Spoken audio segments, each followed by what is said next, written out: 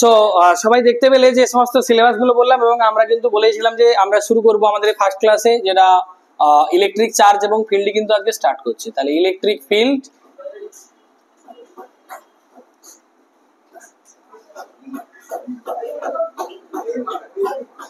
তাহলে first of all electric charge সম্পর্কে সবাই কে কি জানো একটু সবাই দেখে নেবে, বা আমাদের ছোটবেলা থেকেই সবাই একটু একটু করে পড়ে এসেছি, তাই না?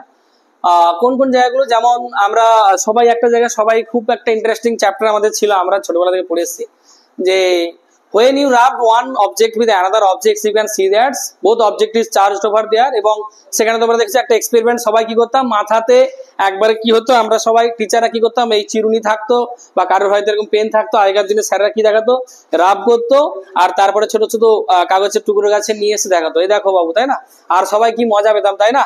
তাহলে ওইটুকু ছোট্ট চার্জ থেকে যে কত কি হতে পারে সেটাই কিন্তু আজকে কিন্তু দেখার বিষয়, তাই না? তাহলে তখন এই ছোট্ট চার্জ দিয়ে শুরু হয়েছিল আমাদের, এখন ভাবছি ওরে বাবারে ক্লাস 12 এসে পড়লাম, এই চার্জ দিয়েই যে এত কিছু হবে তার কোনো শেষ নেই, সীমা নেই, কত পড়া, কত ফর্মুলা, কত কিছু আসতে থাকবে। তাহলে আমরা সবাই জানি যে চার্জ বলতে গেলে সবার মাথায় কি আসে, পজিটিভ চার্জ আর নেগেটিভ চার্জ। তার মানে আমরা সবাই প্রোটন এবং ইলেকট্রনের কথাই আসি, তাই না? কিন্তু আমরা সেমিকন্ডাক্টর যখন পড়বো সেখানে দেখবো আবার এক ধরনের কথা বলা হয়েছে, হোলস বলে কিছু একটা কথা থাকবে, তাই না?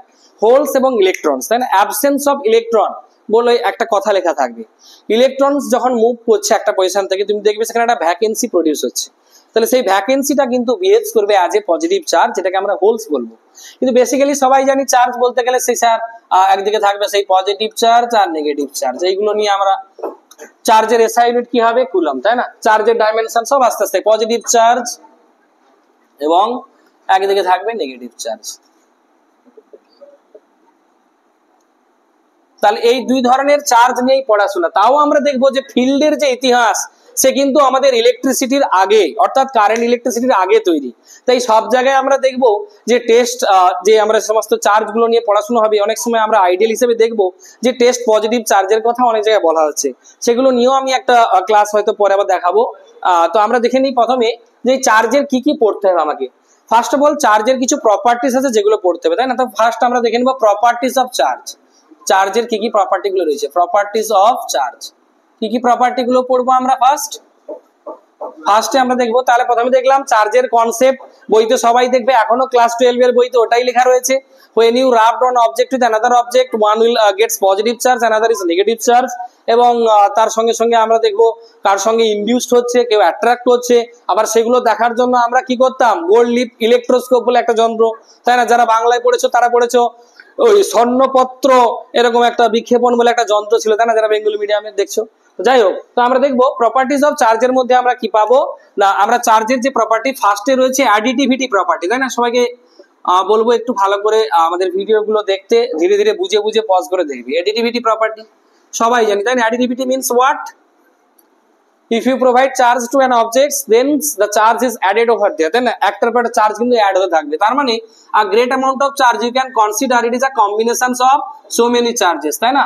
up to suppose qn, তাহলে q equals to q1 q2 করে up to qn।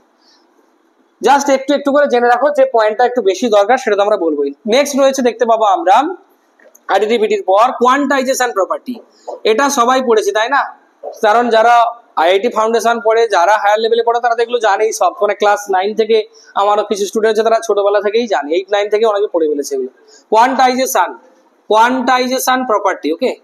Quantisation means what, a great amount of charge you can consider what, it is a combination of so many charge particle। তার মানে একটা charge, যখন আমি একটা বড় চার্জের কথা বলছি তাকে আমরা ধরে নিব অনেকগুলো ছোট ছোট চার্জ পার্টিকেলের কম্বিনেশন। তার মানে আমরা দেখতে পাচ্ছি যে টোটাল চার্জ যদি আমি কিউ বলি, তাই না, সেটাকে আমরা লিখতে পারি n ইন্টু ই, তাই না? কিউটাকে বলতে পারি কি n ইন্টু ই, যেখানে nটাকে বলছি আমরা নাম্বার অফ ইলেকট্রনস, আর ইটাকে বলছি আমরা চার্জ অফ ইচ ইলেকট্রন, প্রত্যেকটা ইলেকট্রনের চার্জ, তাই না? এবং এখান থেকে তোমরা কোশ্চেন করেছো, যেমন সেই 1 কুলম চার্জের মধ্যে কতগুলো নাম্বার অফ ইলেকট্রনস থাকে, এই কোশ্চেনটা করেছো নাকি না?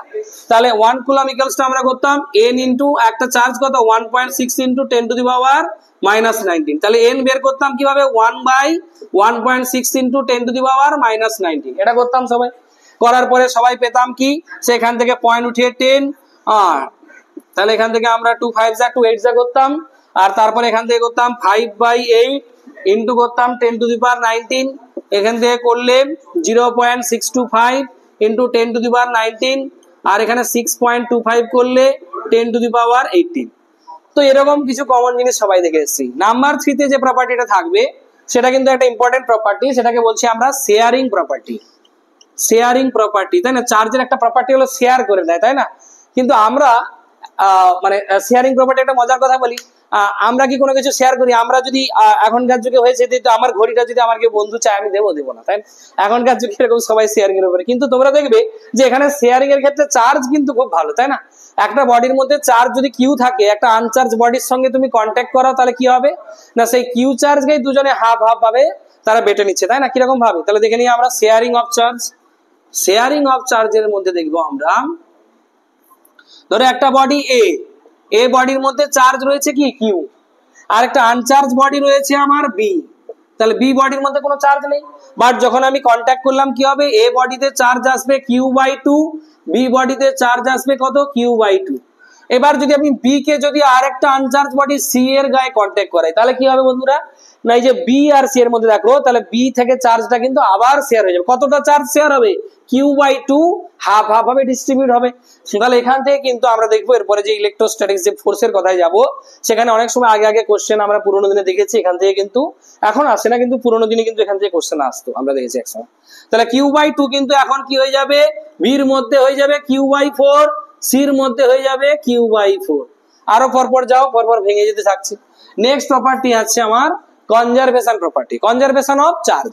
তাহলে চার্জ কিন্তু এরকম নয় যে নষ্ট হয়ে যাচ্ছে বা শেষ হয়ে যাচ্ছে, এও কিন্তু কনজারভেশন মেনে চলে। যে কোনো কেমিক্যাল রিঅ্যাকশনের ক্ষেত্রে আমরা দেখবো বিফোর রিঅ্যাকশনস বা রিঅ্যাকট্যান্টের মধ্যে যা চার্জ, প্রোডাক্টের মধ্যে ইকুয়াল পরিমাণ চার্জ থাকে। তাহলে এখানে আমরা দেখবো কনজারভেশন অফ চার্জের কথা বলা রয়েছে, কনজারভেশন অফ চার্জ।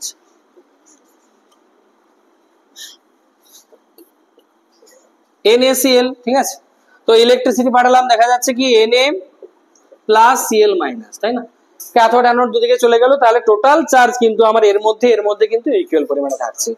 নেক্সট থাকবে কি আমাদের কনজারভেশনের পর, এরপরে আমরা যেটাতে আসবো সেটাই কিন্তু আমাদের মেন জায়গা, সেটা হচ্ছে চার্জের মধ্যে force of attraction and repulsion property. যেটা চার্জের মধ্যে force of attraction and repulsion, সবাই আশা করি এগুলো লিখে নিয়েছো। তাহলে আমরা নেক্সট জায়গাটাতে চলে আসছি, নেক্সট টপিকে দেখবো, যেটা লাস্ট প্রপার্টিটা বলছিলাম, যে ফোর্স অফ অ্যাট্রাকশন, এবং এখান থেকেই আমাদের কিন্তু শুরু, তাই তো? সবাই জানি force of attraction and repulsion, বা অনেকের তো এতদিনে একটা চ্যাপ্টার পড়াই হয়ে গেছে আমি জানি, তো তাদের জন্য নিশ্চয়ই আমার কোশ্চেন থাকবে। আমি কিছু সিলেক্টিভ কোশ্চেন্স বা রিপিটেড কোশ্চেন্স নিয়ে কিছু পিডিএফ বানিয়েছি, চ্যাপ্টারের শেষে তোমরা ওটা কিন্তু ওখানে পেয়ে যাবে লিঙ্কটা, তাই না, পিডিএফ এ। তাহলে force of attraction and repulsion, okay. তাহলে আমি দুটো চার্জ এখানে নিয়ে নিলাম, একটা চার্জের নাম দিলাম Q1 and another charge is how much, Q2, okay? Two charges Q1 and Q2 and separate by a distance suppose R, তাদের মধ্যে ডিসটেন্স অফ সেপারেশন কত রয়েছে, সাপোজ R রয়েছে। Force of attraction repulsion explain করেছে আমাদের Coulomb's, তার থেকে এসছে কি আমাদের কুলম্বস ল, তাই না? সবার পড়া হয়ে গেছে। The force of attraction repulsion between any two charges that depends upon what, Coulomb's লতে কি বলা হয়েছে, বলো force of attraction or repulsion, force of attraction or repulsion, force of attraction and repulsion, that is directly proportion with the product between two charges Q1 and Q2, A proportionals to Q1 and Q2, and another is there A inversely proportion with the square of the distance of separations between the center of two charges। তাহলে দুটো চার্জের মধ্যে যে দূরত্ব রয়েছে তার স্কয়ারের সঙ্গে inversely proportion. দুটোকে কম্বাইন করলে কি লিখতে পারি আমরা, A proportionals to Q1 Q2 upon R square, তাই না? ইকুয়াল টু দিলে কি আসবে, এখানে একটা আমাদের কনস্ট্যান্ট আসবে K, ছোট K দিলাম, Q1 Q2 upon R square। Kটাকে কি বলবো আমরা, Kটাকে বলবো আমরা electrostatic force constant, electrostatic force constant, কেটা হবে ইলেকট্রোস্ট্যাটিক ফোর্স কনস্ট্যান্ট। আচ্ছা, এই কেটাকে আবার কিভাবে লেখা যায় বলো, যদি অন্য কোনো মিডিয়াম, আমাদের এখানে একটা মিডিয়াম কিন্তু ফ্যাক্টর রয়েছে, আমরা এখনই একটা নতুন কোয়ান্টিটি বলবো, কারণ মিডিয়ামের জন্য কিন্তু ফোর্সের ভ্যালুটা কিন্তু চেঞ্জেস হবে, তাই মিডিয়ামটাকে নেগলেক্ট করতে পারি না। তবে ম্যাক্সিমাম কেসেসে কিন্তু নিউমেরিক্যালস কি থাকে, যে ফ্রি স্পেস, দুটো চার্জ রয়েছে বা এয়ারে রয়েছে সেই জায়গাগুলো। তাহলে আমাদের মিডিয়ামের ক্ষেত্রে হয় 1/4 পাই, আর এখানটাতে লিখবো আমরা এপসাইলন। এপসাইলনটা কি স্যার, Q1 Q2 আপন R স্কয়ার। এই নতুন কোয়ান্টিটিটা কি জানতে ইচ্ছা করছে সবার নিশ্চয়ই, এটাকে কি বলা হয়, permittivity. Permittivity of any medium.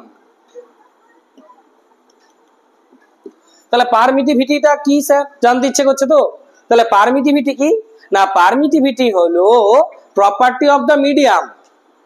তো কি প্রপার্টি না, মিডিয়ামের একটা প্রপার্টি যেখানে কি হচ্ছে, মিডিয়ামের পার্টিকেল গুলো কিন্তু রেজিস্ট করছে, অবস্ট্রাক্ট করছে, কি করার জন্য, মানে ওই পারমিট করছে বলেছে না, পারমিট কাকে করছে, এখানে মিডিয়ামের পার্টিকেল গুলোকে পারমিট করছে, কি করার জন্য, রেজিস্ট করার জন্য। কাকে রেজিস্ট করছে না, এদের মধ্যে অ্যাক্ট করা যে ইলেকট্রোস্ট্যাটিক ফোর্স অফ অ্যাট্রাকশন ও রিপালশনকে, তাই না।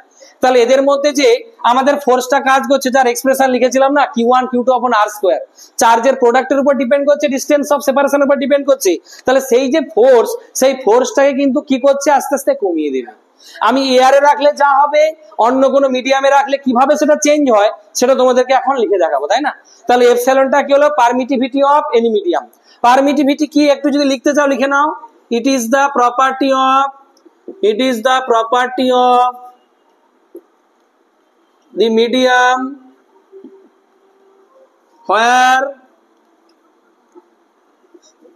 the medium permits the particles present in it to reduce the force that act between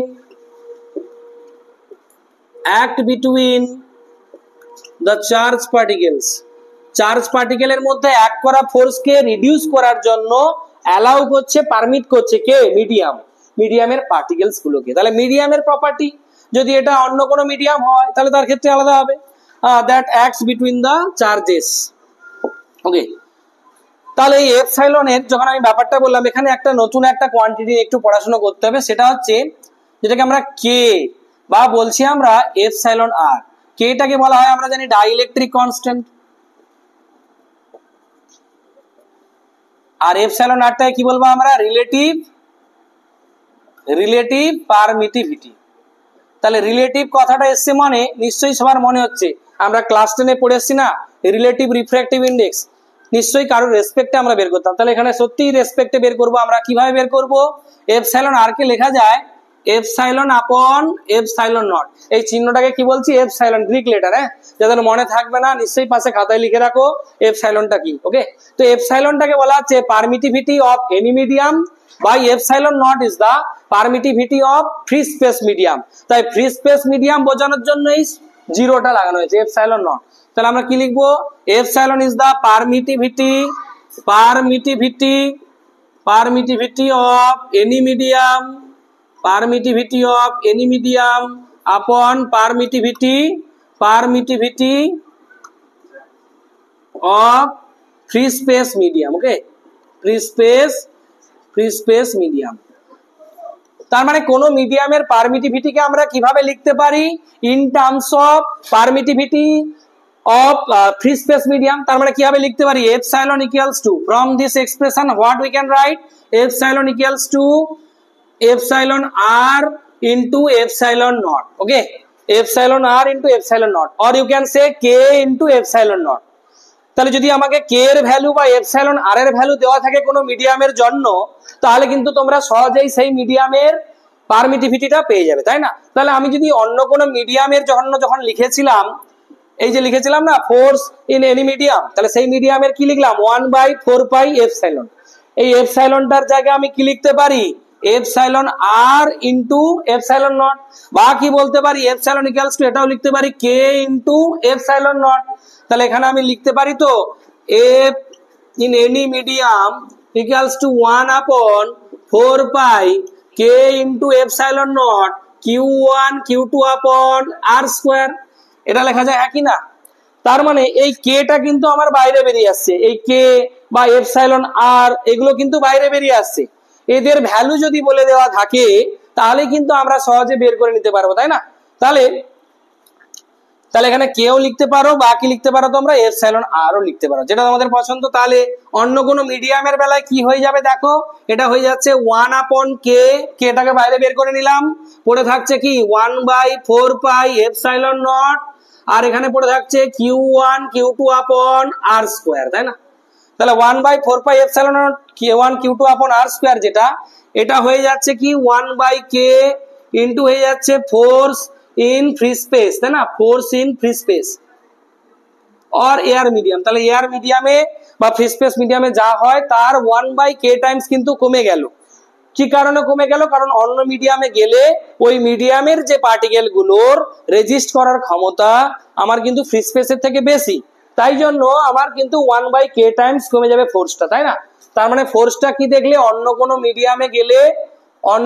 মিডিয়ামে গেলে তার ফোর্সটা কিন্তু এয়ারে যা হয় তার কিন্তু 1/k টাইমস, এবং কেটা হলো ডাইইলেকট্রিক কনস্ট্যান্ট, তার ভ্যালু তোমরা বিভিন্ন মিডিয়ামে গেলে আলাদা আলাদা পাবে।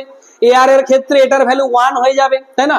তাহলে এয়ার এর ক্ষেত্রে কি হচ্ছে, ফর এয়ার যদি আমরা লিখি, এয়ার এর ক্ষেত্রে দেখো এপসাইলন আর ইকুয়ালস টু আমি কি লিখবো, এপসাইলন আর এর জায়গায় আমি এপসাইলন আর এর ভ্যালু কত হবে একটু দেখে নেই, আর বলো কে বলো কত হবে, এখানে দেখে নেবো আমরা। এখানে এপসাইলনটা হয়ে যাবে ফর এয়ার, আর এখানে আমাদের কি থাকছে এপসাইলন নট। তাহলে দুটোর ভ্যালু তো সেম, তাই না? কেটে গেল, তার মানে কত আসছে দেখো, কত আসছে 1 আসছে, তাই না?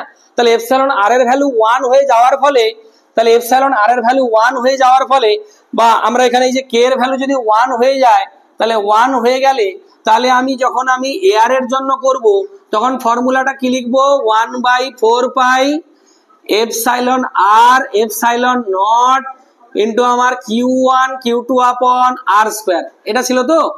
তাহলে আমরা এপসাইলন আর এর জায়গায় 1 লিখবো, 1 লিখলে কি আসছে আমার এয়ার এর জন্য, দেখো এয়ার এর জন্য কি আসছে 1/4 pi epsilon not q1 q2 আপন r স্কয়ার। ওকে, তাহলে আমরা দেখতে পেলাম এখানে এই যে 1/4 পাই এপসাইলন নট এর একটা ভ্যালু রয়েছে, তাই না? চিন্তা করার কোনো ব্যাপার নেই। এই জিনিসটা সব সময় আমরা যখনই ম্যাথ করব এয়ার এর জন্য এই জিনিসটা সবসময় আমরা হাত দেবই না, কারণ এর একটা সুন্দর ভ্যালু আছে যেটা সবসময় সবার মনে থাকবে, কারণ তার বেসও মানে তার সংখ্যাটাও যা পাওয়ারও তা কিরকম ভাবে থাকবে। 1/4 পাই এপসাইলন এর একটা ভ্যালু আছে, কত আছে 1/4 পাই এর ভ্যালু 9 ইনটু 10 টু দি পাওয়ার 9, তাই না? 1/4 পাই এপসাইলন এর ভ্যালু কত হয় 9 ইনটু 10 টু দি পাওয়ার 9, তাই না? তাহলে আমরা 1/4 পাই এপসাইলন নট, বা যেটাকে আমরা ইলেকট্রোস্ট্যাটিক ফোর্স কনস্ট্যান্ট বলেছিলাম কে, এটা এয়ার এর ক্ষেত্রে ইকুয়াল।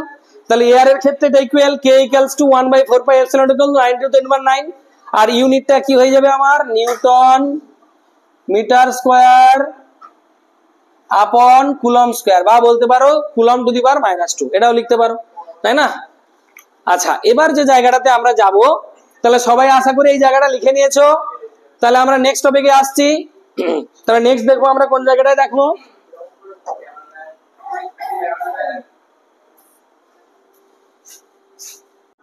তাহলে নেক্সট আমরা দেখবো যেটা, তাহলে আমরা ফোর্সটা বুঝতে পারলাম।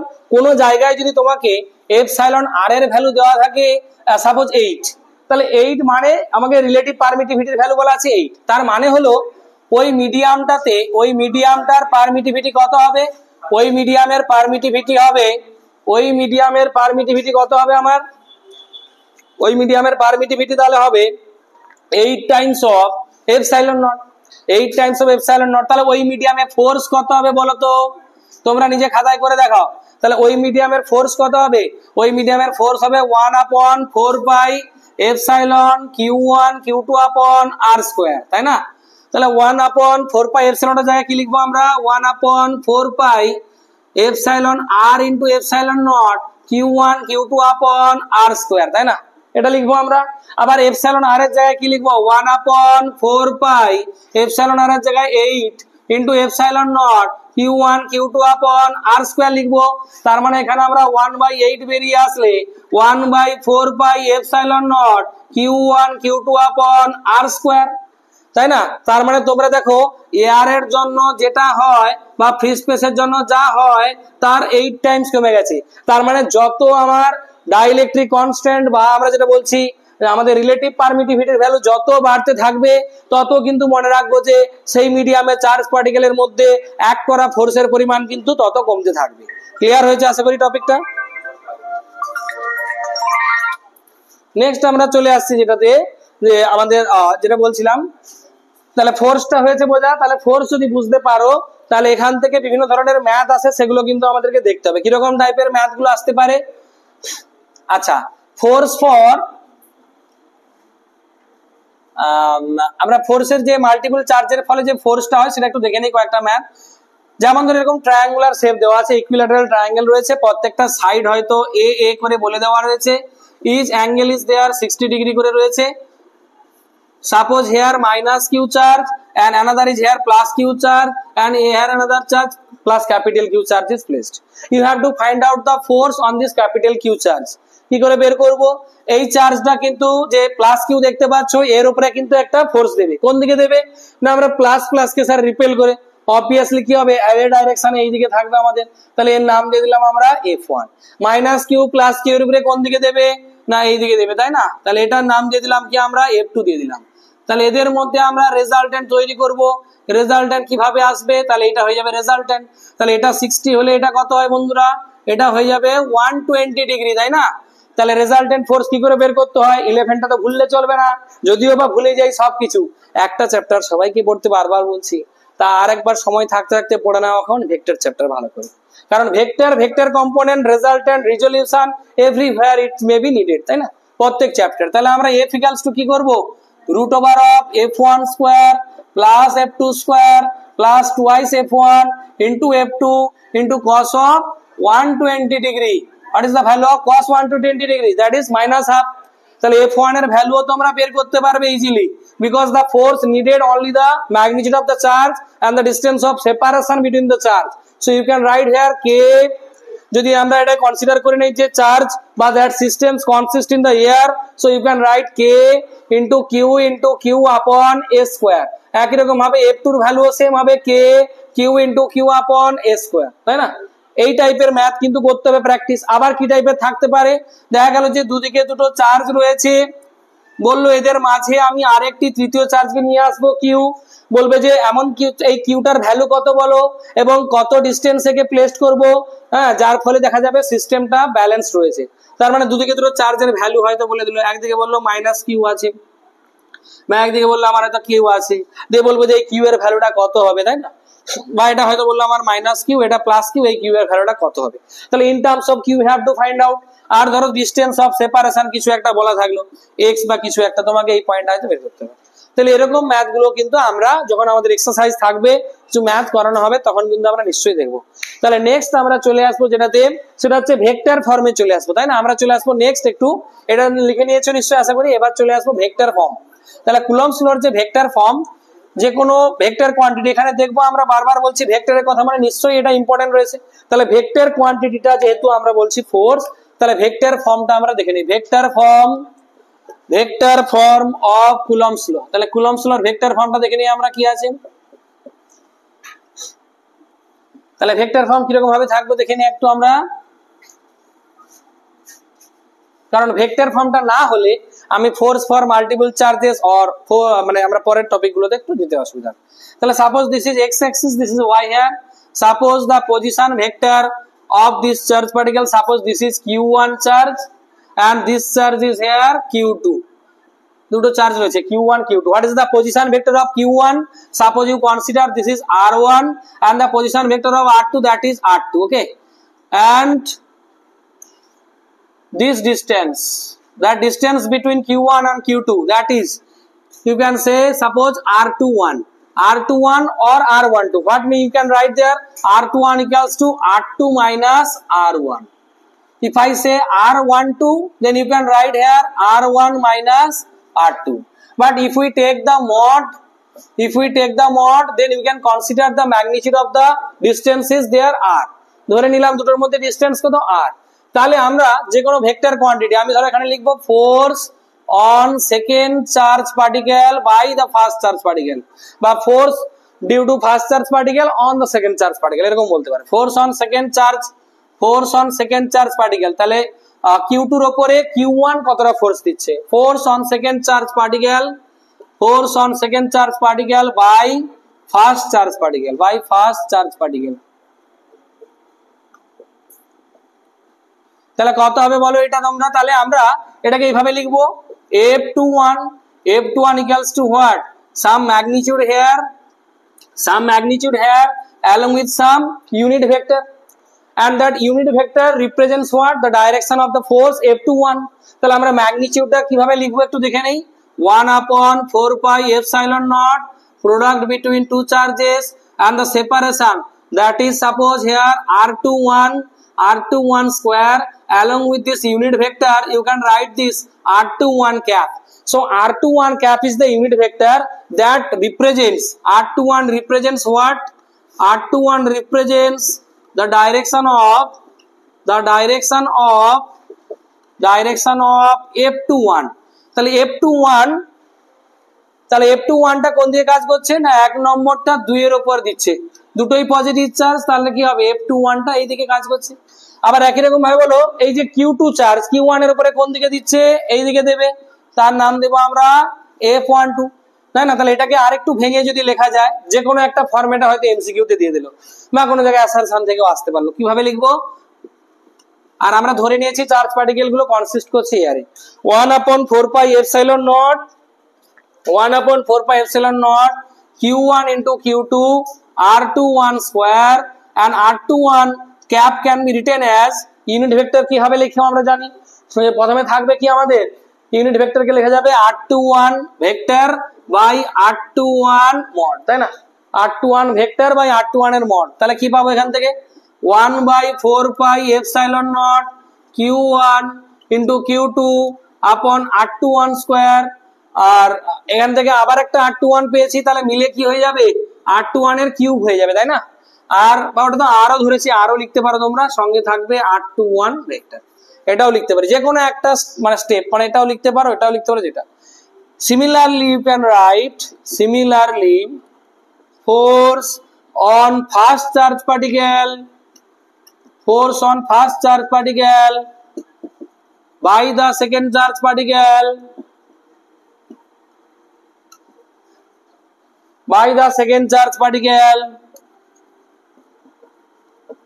তাহলে সেটা হয়ে যাবে আমার f12 তাহলে f12 equals to what একই রকম আমি লাস্ট লাইনটাই লিখে নিচ্ছি 1/4 pi epsilon naught q1 q2 upon r12 cube r12